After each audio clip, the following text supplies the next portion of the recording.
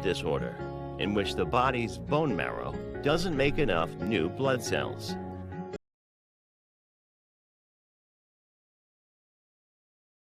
Assalamualaikum, I am Sulina at Sulaiman, BSN 3 Libra.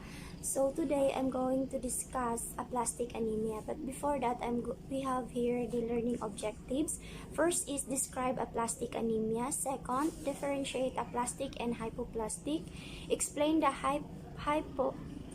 pathophysiology, clinical manifestation, medical management, and nursing management. And last is describe what causes aplastic anemia. So, what is aplastic anemia? Aplastic anemia is a rare disease caused by a decrease in or damage to marrow stem cells, damage to the microenvironment with the marrow, and replacement of the marrow with fat. Stem cell damage is caused by the body's T cells mediating an appropriate attack against the bone marrow, resulting in bone marrow aplasia.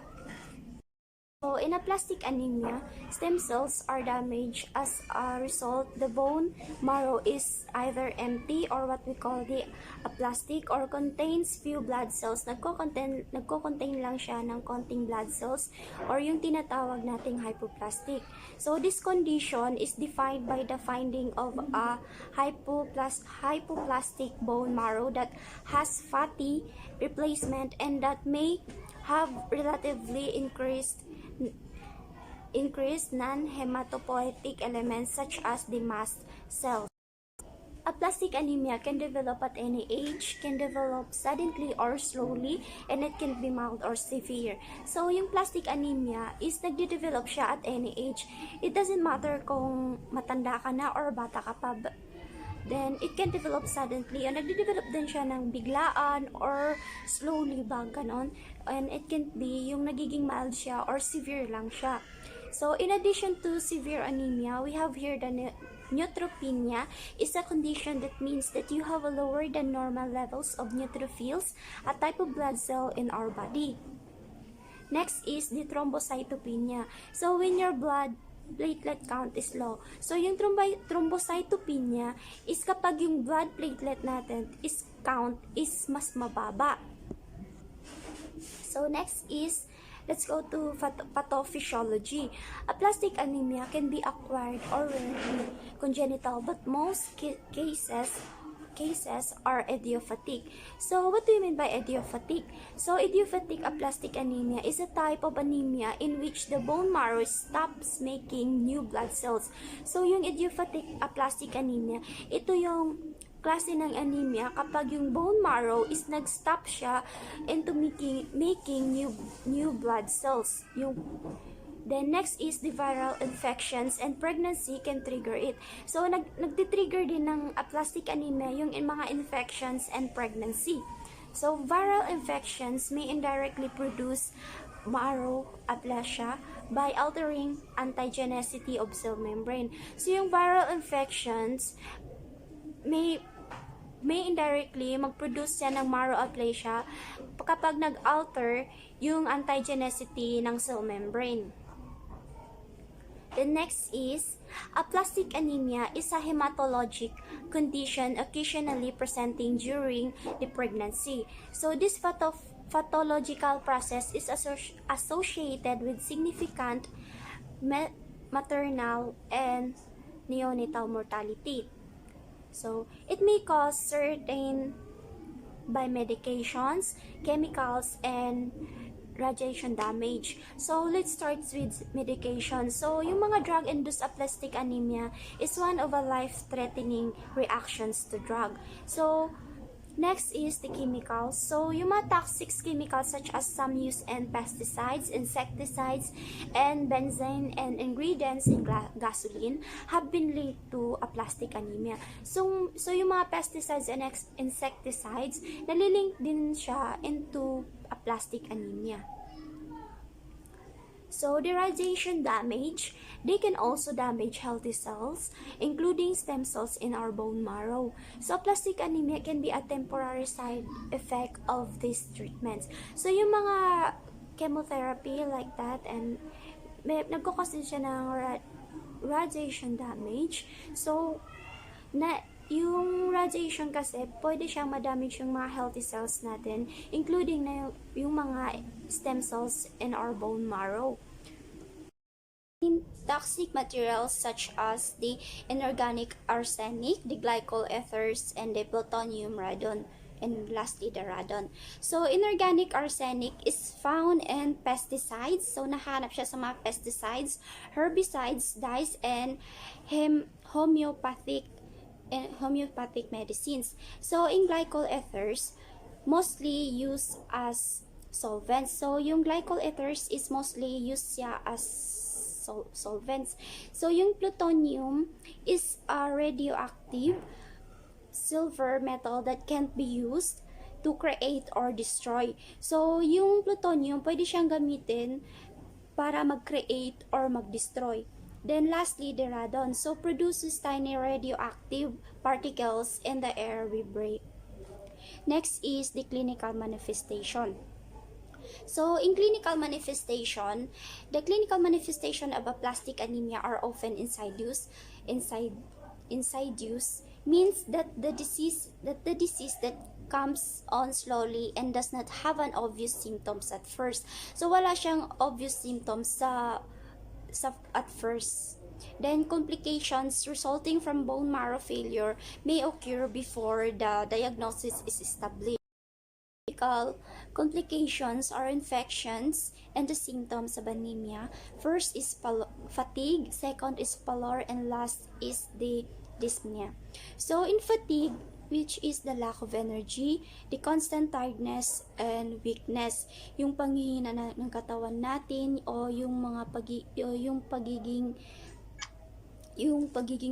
pagkamapagurin natin, yung nawawalan tayo ng energy, yung tinatawag nating fatigue. So next is the pallor. So, may be caused by reduced blood flow and oxygen by a decreased number of red blood cells. So, kapag yung nag-reduce yung blood flow and oxygen by a decrease, yung pagbaba ng number ng red blood cells natin, ito yung nagkakos ng pallor. So, next is the dyspnea. So, dyspnea, the shortness of breath. Then, next is purpura may develop later and should trigger a CBC, or what we call the complete blood count. So, and hematologic evaluation of this were not performed initially. If the patient has had repeated throat infection, so cervical lymphadenopathy may be seen. So, the cervical lymphadenopathy refers to the swelling of lymph nodes located on our neck. So, next is other lymphadenopathies and splenomegaly sometimes occur. So, the retinal hemorrhage are common. So, retinal hemorrhage, the bleeding from the blood vessels and the retina inside the eyes.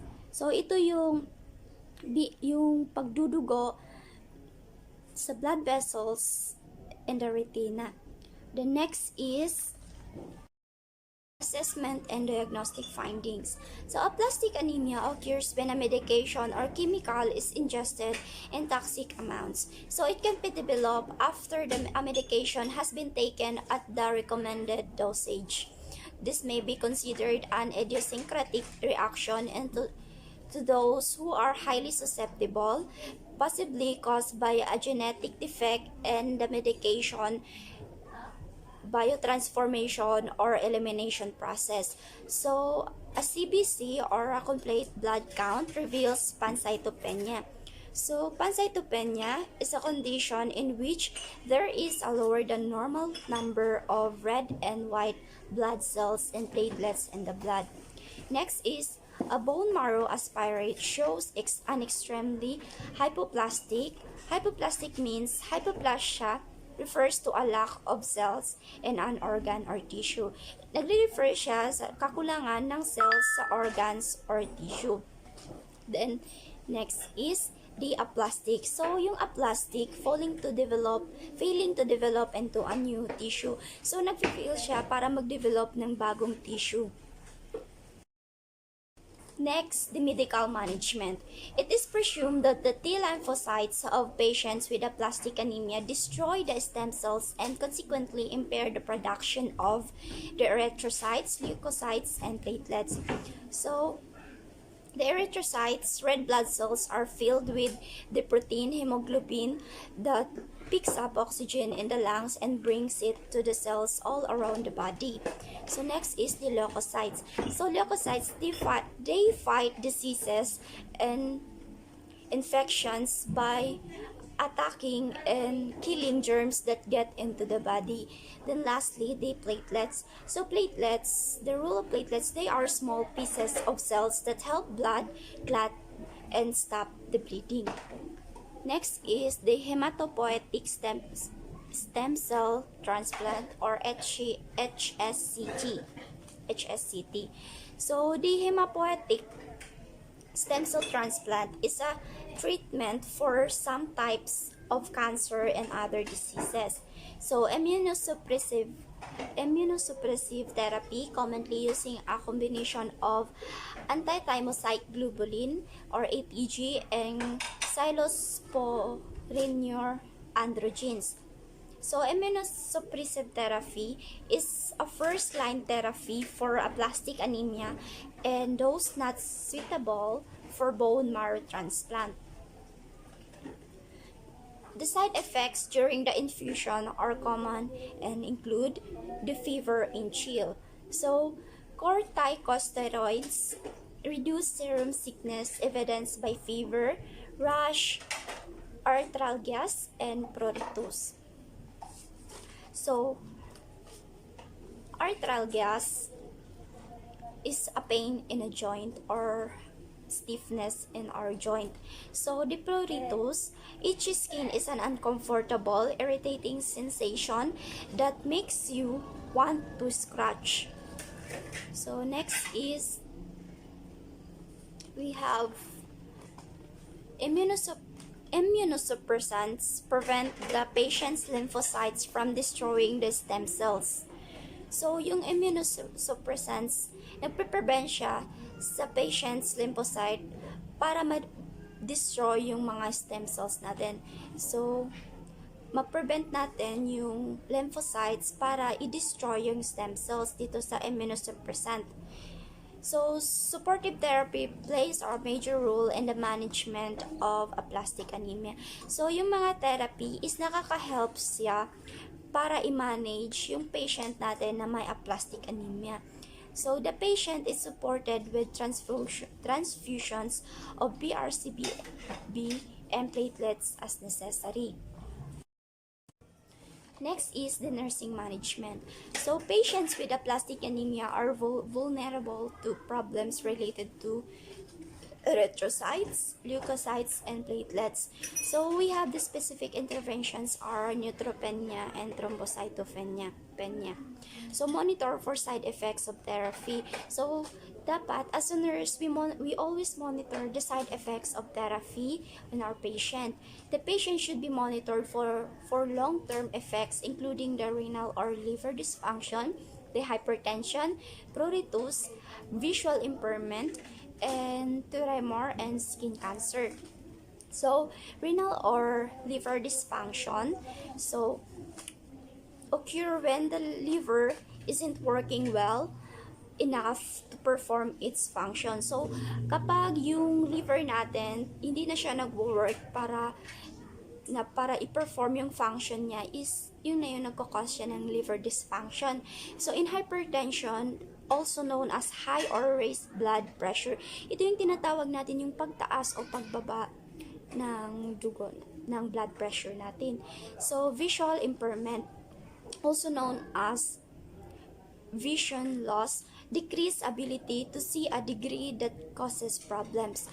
So, tremor, a tremor is rhythmic muscle contraction leading to shaking movements in one or more parts of the body. Ito yung kapag nag-involuntary nagsishake yung mga iba't ibang parte ng katawan natin. So, tinatawag natin siyang tremor. So, lastly is the skin cancer. So, yung skin cancer is the abnormal growth of skin cells most often develops on skin exposed to the sun. So, mostly, yung dito sa skin cancer, nade-develop siya yung mga taong na exposed sa mga sun, sa mga araw. So, that's all. Thank you.